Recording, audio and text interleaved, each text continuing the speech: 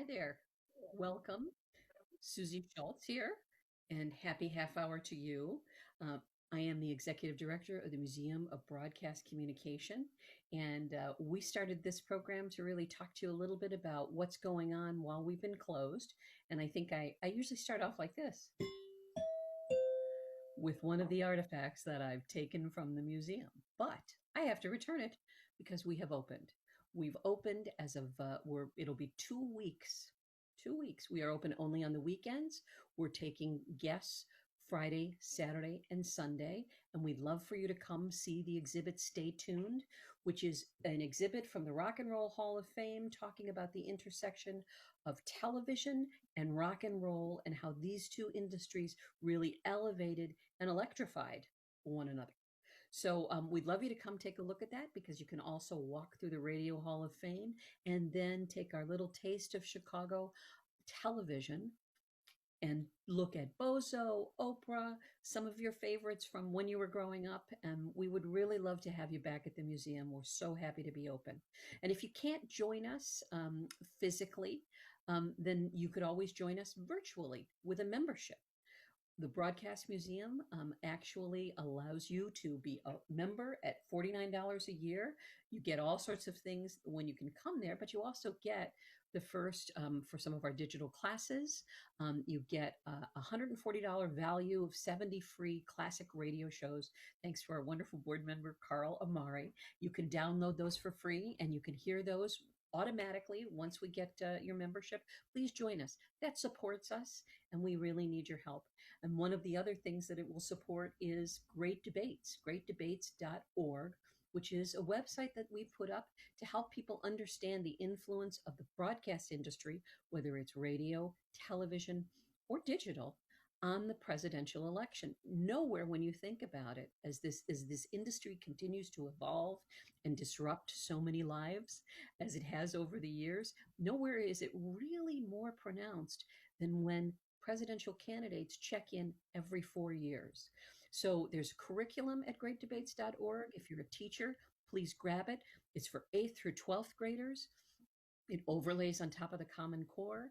And we have, if you are just interested in politics and history, please go and visit greatdebates.org because we have 9 key moments in those elections when that disruption was really so profound. And we have a 100-year timeline about how radio, television, and digital have again intersected and changed, often changed results of elections. So we're hoping to bring you more in real time in the fall when the election kicks in, which is actually right now, but look for that in August. And today we're really excited to talk to, well, 2 gentlemen who you're going to meet in a minute, but I think we're going to show you a little bit of their work first. Fritz Goldman, who's engineering for us, could you play for us a little bit of this? Murdering Michael Malloy is an original screenplay based on a notorious true crime case that happened in the Bronx, New York in the early 1930s. It involved a man named Anthony Marino, the owner of a bar that faced constant financial problems, a group of Marino's cohorts, and an aging neighborhood drunk named Michael Malloy.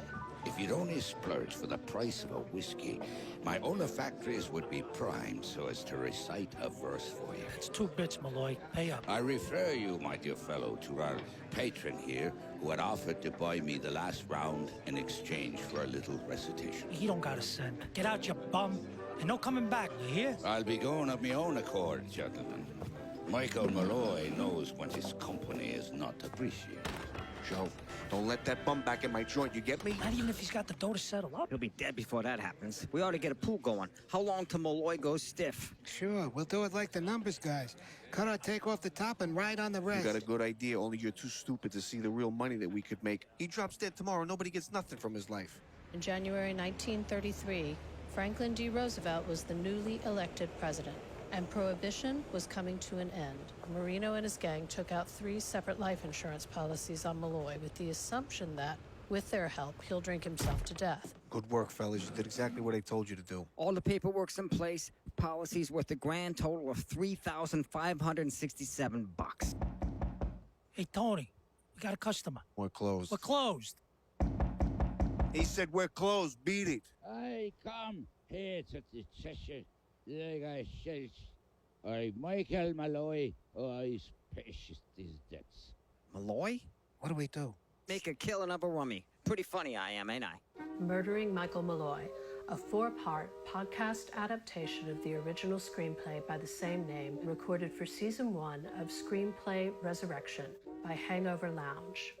You can follow us on Instagram at Screenplay Resurrection and join our mailing list at screenplayresurrection.com. There you will find all the information you need to enter your own screenplay for consideration for an audio production on our podcast. Oh, wasn't that great? It just really conjures up a marvelous scene. And I want you to meet the two men who have put this together. And I want you to hear a little bit about what this actually is. I want you to meet Raymond DeFelita and David Zellerford. So glad that you are here with us today, virtually. Yes. And I'm glad that we can hear a little bit more about what you're doing because it's very, very exciting. I love, why don't you go? Why don't you tell me a little bit about it? David, why don't you start and say actually what Hangover Lounge Productions is? Well, Hangover Lounge was set up as sort of a diversion from Raymond's and my day jobs. Raymond is a narrative film director. I'm a branded content and advertising guy. And we wanted to make documentary and nonfiction films. So we founded Hangover Lounge, named after a Philadelphia jazz club during our first film, Tis Autumn, Search for Jackie Paris. And as sort of a natural extension, we turned it into a podcast company with our new series, Screenplay Resurrection. I love that. I love that. And can you tell us a little bit, David, Raymond, about what Screenplay Resurrection is? It's an incredibly interesting concept. Yeah, I mean, everyone who wants to make movies has to write, and everyone who writes mostly doesn't get their movies made. I mean, it's just a fact of what it is to get a movie made. Is you need a lot of money and a lot of talent, and most of the time we are sitting on piles of scripts that we wish we had gotten made, but we haven't. So what we decided to do was let's take one of ours, because David and I developed a screenplay 20 years ago called Murdering Michael Malloy, and let's make an audio version of it so that we can at least get the story out, have people hear it, do a really good production of it with really good actors and sound and music. And perhaps that's a way to either get the story told or also get people interested in financing a movie version of it. So that's where it all came from. It came from us wanting to take one of the many, scripts in the pile and say, I still believe in this. I still want to get it made. And like I said, everybody who wants to do this work has those scripts.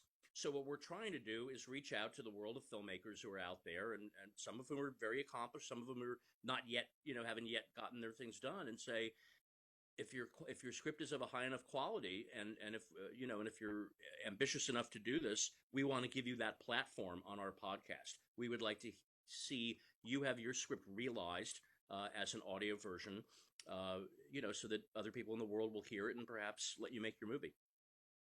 Oh, I think that is great. And I think that, here in Chicago, we have absolutely positively no talent. We have nobody who can write. We have nobody who can act. And so, You're famous for that, of course. Yeah.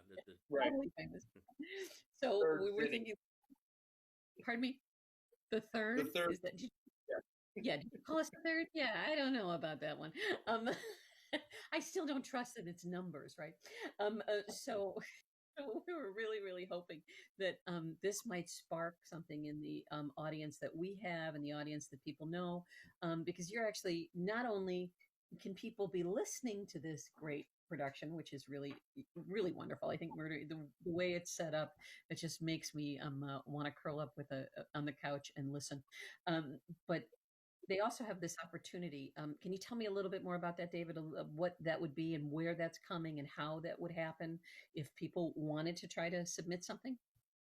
Sure. Season one, as Raymond said, was our own screenplay. It was for us to, put out there our gold standard of what we thought our production would look like or sound like. And in October, we're planning on opening up submissions for more screenplays where we'll take people's synopsises. We'll ask the writer or production team to submit a brief audio interview telling us where the film has been and how it's been set up and what may have gone wrong or right about it. We'll select some semifinalists and we'll put them in front of our subscribers and let our subscribers vote on what they'd like to hear for season 2. And that's sort of the concept of Screenplay Resurrection, that it's a social experiment with the audience as the curator of the content that they want to hear. Oh, I think that's just great. I think it's just great. And so this first season is 4 episodes, correct? But you have a 5th episode in there that really talks about not just the story that you wrote, but the journey of that screenplay, correct? Yeah, and I think Okay. I think what's important about the 5th episode too, and we want to do this on all of these, is everyone who wants to do this work can feel very alone in the process, and feel that somehow it's your fault, it's your failure, you somehow didn't get your movie made. What's important about the 5th episode is everyone needs to share this universal truth.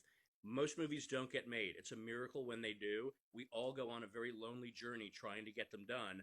That's what we want to show, is that there is a positive outcome eventually if you do keep trying. And that's what the 5th episode of each installment, each series, is going to be basically the story of, here's how we have yet to have gotten the movie made. That does not mean it's a dead end. There's always another way if you keep pursuing your dream. And that's what we want to, really focus on, and have people tell us where they've been, and let's get a clear path as to where we can go to get this movie made. So, as a young reporter, a number of years ago, I was approached to write a script and a treatment for a movie that ended up. I've never been through the process in my whole life. I just was approached by it. I was like, of course I will do it. We went all the way up to the point where it had been cast, and there was. Talked to all these different people, and then I walked in the house one day. There was a phone call for me, and they were like, "It's gone. We're not doing it. We decided we're not doing it." And it was a fascinating experience. I felt a little bit like Margaret Mead, just going into the other side of what it all was. Yeah. But this journey with you, I mean, this the fact that Murdering Michael Malloy has been in the drawer for 20 years is really a wonderful story of resurrection. That you've actually got it out there, and you've got a really wonderful cast doing it. And if it doesn't see the light of film, the audio on it is phenomenal. Well, it's ironic. Yeah, and I go ahead, David. Go ahead. It's ironic that the film started as a stage play, which relies heavily on dialogue, obviously, and then Raymond and I met, and we have a long relationship. We met. We loved the script together. He wanted to take a pass at it as a writer. I was delighted that he did so, and he turned it into a very visual format. And 20 years later, he's gone back and made it into an audio format. So there's a full circle to bringing it to a podcast that we didn't anticipate when we set out to make the movie. Yeah, it's well, and so and the fact that you want to bring people together too is just got an underlying goal to it. Being a writer, as you all say, or is a very lonely job. You're there, and you're looking for somebody to somebody please notice me. Yeah. Yeah, it's funny too, because my father was a writer, and he began by writing radio shows in the 1940s, and I used to listen to his old radio shows, and then I got into listening to old 1930s, 40s, 50s shows, and it was a little sad because it seemed just like a dead art form. TV basically took it away. There was no more serialized or dramatic radio. Podcasting has completely brought it back. It's as if, like, from the dead has arisen this this old art form, and it's beautiful that that we can tell a story using audio only. And one of the things that we have to work with Screenplay Resurrection is yes, film is a visual medium. A film that is conceived very visually is actually not going to translate to our podcast. So what we have to find are movies that, and so many movies have stories that rely on acting and verbal interchange, and that can be adapted so that you don't miss that you're not seeing it so much. You're wrapped up in the storytelling as you're hearing the actors do it. And that's really what old radio is about, which is why I'm just sort of, I'm so tickled that I wound up somehow, 70 years later doing exactly what my dad did back then. We're like turning into, radio dramatists. Turning into your parents. Turning into, let's not Right. look at our hands. Exactly. So, and the interesting thing about this, and let me pause briefly for a commercial. If you do want to do a membership with the Museum of Broadcast Communication, remember we're going to be sending you some of those great old radio shows for free for your $49 donation. So please think about that. But those stories that I've been listening to an awful lot lately, the old radio programs. And that my father introduced me to as well, are just, they're filled with character, they're filled with emotion, they're filled with this great drama, and they give you, it's so comforting to listen to this stuff. And I think that underlying, as it went away, there were still things that were, Audible is a perfect example about somebody reading to you. You're able to hear it so that you can kind of visualize the story. So that audio, these mediums, and this is why we do what we do at the Museum of Broadcast Communication, is while these mediums seem to go away, or the media seems to go away, it actually really doesn't. It just really kind of reiterates and evolves. And the audio on radio, radio was positive it was dead when TV came along, right?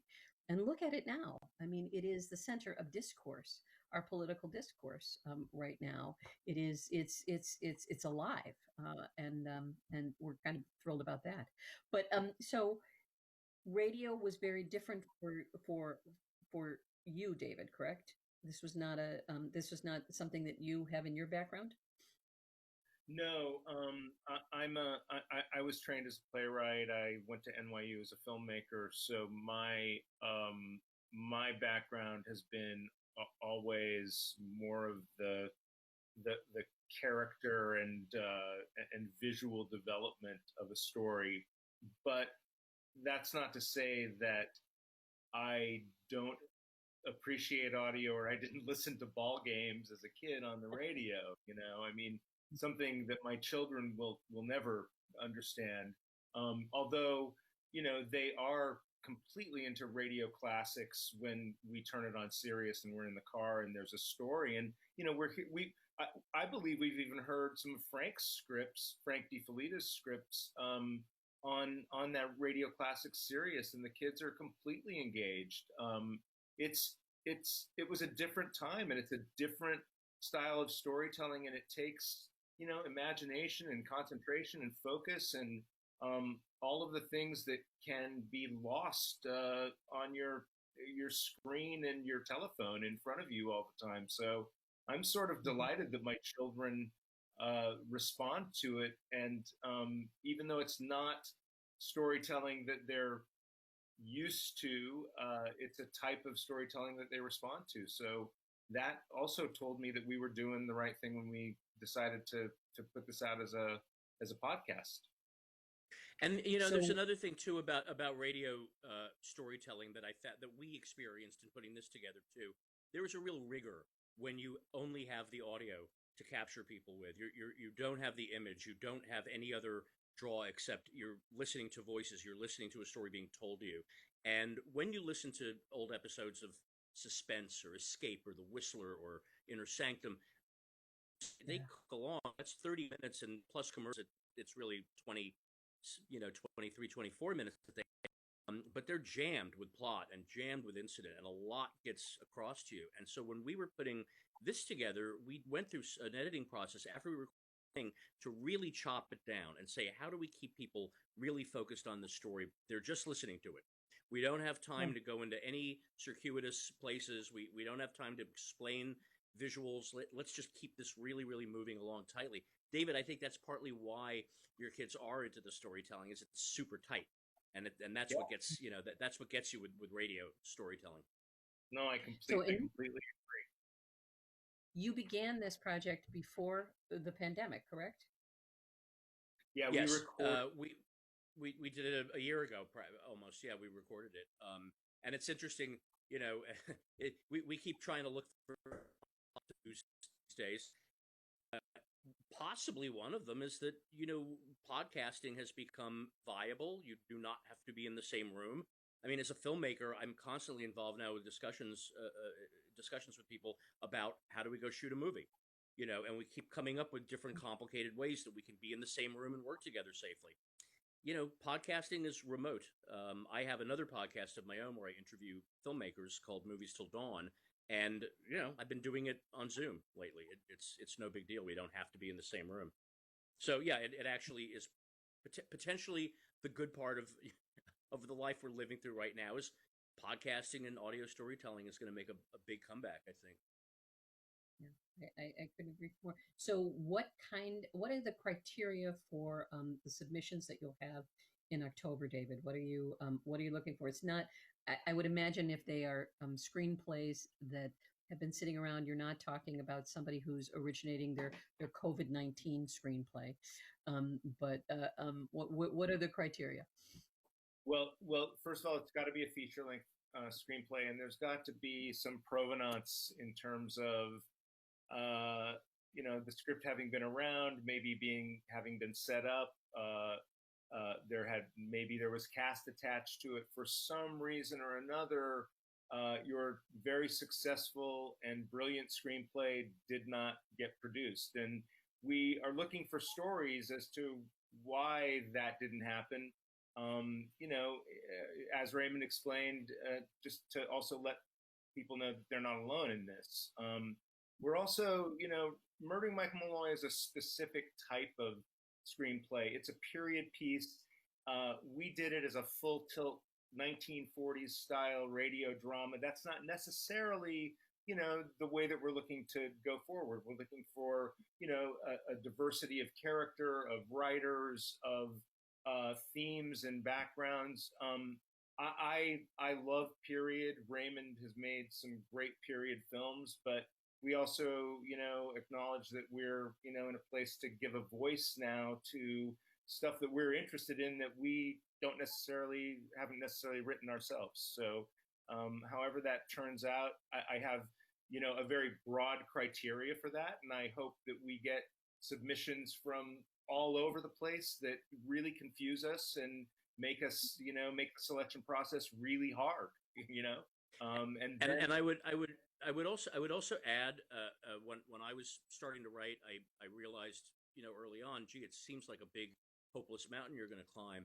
A good piece of writing is always going to get you further than you expect, whether it takes a long time or not. So what I think our other criteria is write something great and send it to us. If it's great, it's going to get on. It may not necessarily have gotten around much in the past, but a good piece of writing, it's gold. Yeah. So I'm hopeful that Chicago will represent itself well while their submissions are made. We have some amazing, not just adult writers, but we also have it's a great program in Chicago called Young Chicago Authors, and they are extraordinary writers telling stories that rip your heart up and down and sideways. And it would be great to see some of them submit to you as well.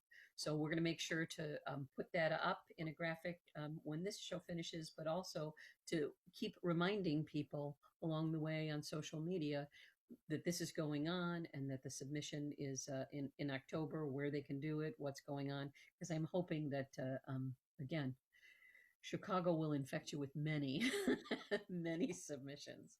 And really great. And it's an ongoing process too. And we invite everybody that has a crime or a thriller story to submit to us. We would love to see as much as we can. And we've got ideas for other ways to get those scripts out there. And Screenplay Resurrection is just one of several. So if you will, please browse us at hangoverloungepodcast.com. Spend your time on it. Go through the entire every page. There's a lot of stuff that's there. Not just Screenplay Resurrection, but that's really where we're focusing on right now. We really want to get season 2 off the ground, and we'll have submissions open by October 1st. Okay, that's really great. And I am so grateful for two of you. I know you're busy. I know it's a crazy time. And We're not busy. I'm so Not busy. Not busy. Nobody's busy right now. Sorry to say, not busy at all. Yeah. Okay. Well, I'm so glad we could give you something to do today. And and we're grateful for your time and also for your work. Thank you so very much. And thank all of you for joining us yeah. today. Thank you, Susie. It's great to talk Have to a you. happy half hour, everybody. Salud.